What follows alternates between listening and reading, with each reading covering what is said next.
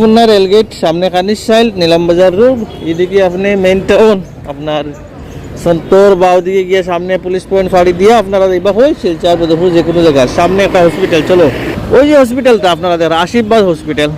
আমার আশীর্বাদ হসপিটালটা এক হিসাবে আমি কোনো প্রমোশন ভিডিও না, একটা অ্যাড না, আমি কিছু কইলাম, কিছু মাতি কিছু কই আপনার তোর জানকারি লাগে মনে কর।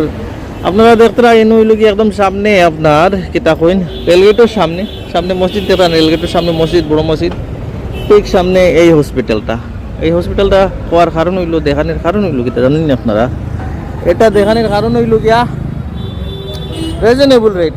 মোটামুটি আমার ভাই একটা আইছে, তার পেশেন্ট আর কি, এটা হচ্ছে কি বেশিরভাগ আপনারা ওই যে ডেলিভারি বা এগুলা বেশিরভাগ সিজারিং বা ডেলিভারি এসেই আমি আমার মনে হইলো আর কি, আমি তখন লাগলো যে ভাই একটা রিজনেবল রেট নেই তারা। আর ডাক্তার নিজেই, যেমন হসপিটালের মালিকও ডাক্তার, আর তারপরে আপনার হসপিটালটাও ডাক্তার, মানে নিজে ডাক্তারই করুন। তো ঠিকঠাক আছে, ভালো সার্ভিস আমার মোটামুটি ঠিকই লাগছে।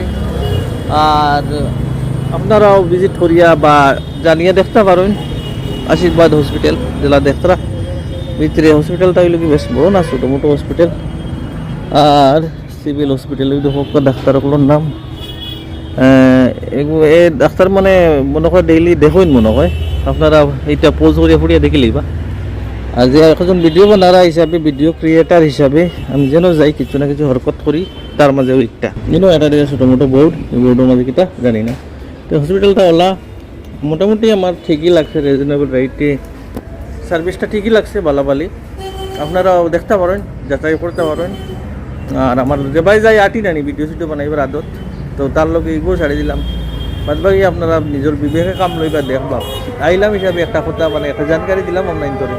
বাদ বালা আমি কিছু কইয়ান না, ভালো খারাপ মন্দ আমি কিছু কইয়ান না, আপনারা দেখতে পারেন আপনারা মনে দিয়ে। ভিডিওর লোকের একটা ভিডিও আর কি বানাই দিলাম। ডাক্তারের লিস্ট ইসলাম